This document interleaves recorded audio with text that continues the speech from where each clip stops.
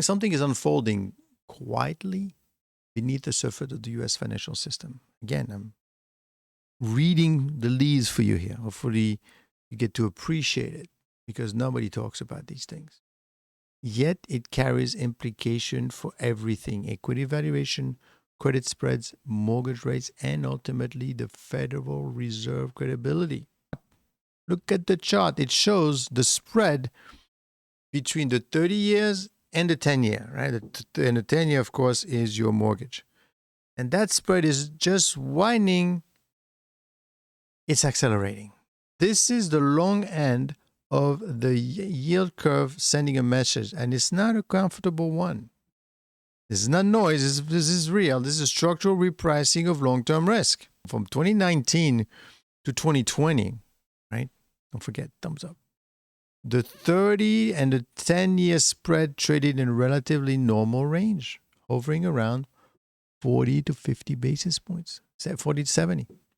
Then the pandemic hits, and the Fed stepped in with massive balance sheet expansion, and distortion exploded across every part of the curve. Right? You could see the explosion. You could see what's going on here. See, 2019, 2020, right? And then we collapse all the way down. Now remember, 2019, 2020 was not a good time, right? For obvious reason. But at that time, you could see around 40 to 70 basis points. Then the pandemic hit, and the Fed stepped in with massive balance sheet expansion, and distortion exploded across every part of the curve. So it shot up almost to 80%. Look what happened after 2021. The spread collapses, right? After 2021, it goes all the way down to almost minus 10, even briefly being negative. As inflation surges, the Fed panics and markets begin pricing an aggressive tightening cycle. Right? We've got to raise those rates. For nearly 2 years, long-term investors demanded almost no premium for holding 30-year debt relative to 10-year, meaning that I don't care, after 10-year, everything is risky, right? Because don't forget, 30 is riskier than 10 technically, because you don't know what's going to happen so many years from now. That was your first signal that the market believed the Fed would break something hard enough to drag long-term yields back down. But now, the regime has reversed entirely. Beginning in late 2023, that's a canary in the coal mine, and accelerating into 2024 and to 2025, the spread turns sharply upward. 40, 50, even 70 basis points, and pushing towards high not seen since the pre-pandemic world. Of course, because it's not the stock market, people look at it and say, I don't know what you're talking about. But that's what it is. You know what other people don't know. The message is unmistakable. The market is demanding a higher term premium. The longer end is losing faith in long-run fiscal stability, meaning, I don't think you're going to be able to make it 30 years from now. So why is this happening? Well, first of all, exploding long-term supply. The U.S. Treasury is issuing record levels of 20 to 30s, right? Year bonds to fund structural deficit. Can't find the money. Nobody wants to do it. Approaching World War II proportions. Investors are not absorbing that supply at previous yield.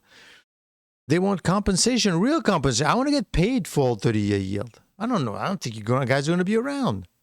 Second, fiscal dominance is no longer a theory.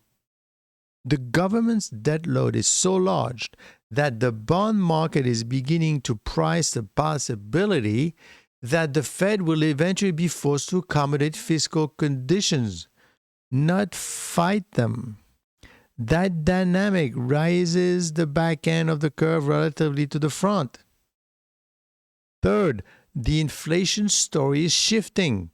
Headline inflation has come down, yes, but long-term inflation uncertainty is rising.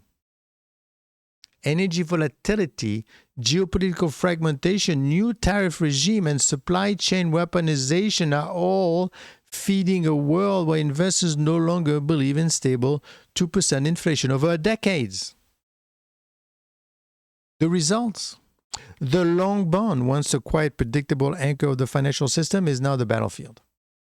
Why the widening matters? Well, it matters because the widening 30 to 10 spread is not just a technical footnote, it's real economic consequences. Corporate America feels it first. Long duration borrowing becomes more expensive. Pension liabilities increase. Discount rates used to justify stretched tech valuation start to rise. And housing feels it next. Mortgage rates are tied more closely to the 30-year Treasury than the Fed fund rate. The federal government feels it most if the long end continues to move higher. Interest expense becomes the fastest growing line item in the federal budget. Every basis point matters. Every auction matters. Every failed auction sent a warning across the global capital market. This widening is not just a chart, it's a referendum on the U.S. fiscal policy. What is the market really saying? Well, when the spread between the 30 and the 10 widens like this, it tells you something profound. Investors believe long-term risk as rising faster than short-term risk. Think about that. The short-term is anchored, right? Fed rate cuts, expectations, cyclical data. But the long end, this is where the bond market judges the structural health of the nation. And right now, the long end is flashing a warning. The question for you in the stock market is, when is this going to, that bubble, forget the AI bubble, that's the bubble you need to worry about. When that explodes, then my friend, we're off to the races. That is the bubble you need to worry about. The U.S. is entering a new regime of higher structural deficit, higher geopolitical costs, higher reindustrialization expenses, and higher inflation uncertainty. And the bond market wants more money to compensate, and no one is watching it.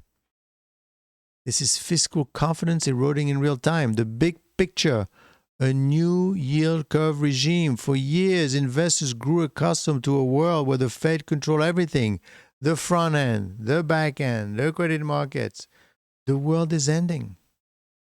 The long end is breaking free from the Fed's psychological gravity. Why is that? Because the Fed is becoming irrelevant. Maybe too many attacks by the current administration. It is reacting to forces the Fed cannot control.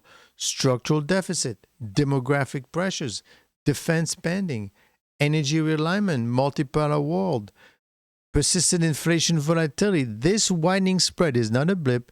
It is the first chapter of a long-term repricing. So what are we looking at? Well, we are looking at a bond market whispering the truth that policymakers don't want to confront. The era of cheap, predictable, long-term U.S. debt is over. The long end is now an open revolt. The widening spread between the 30 years and the 10 years is the clearest evidence yet that markets are no longer pricing a short-term cycle. They are pricing a long-term regime shift. Ignore this at your own risk, because when the long end speaks, and it's speaking loudly, you may not hear it, but I'm seeing it, and that's why I'm showing it to you. Don't forget to give me some thumbs up for that. The entire financial system eventually listens.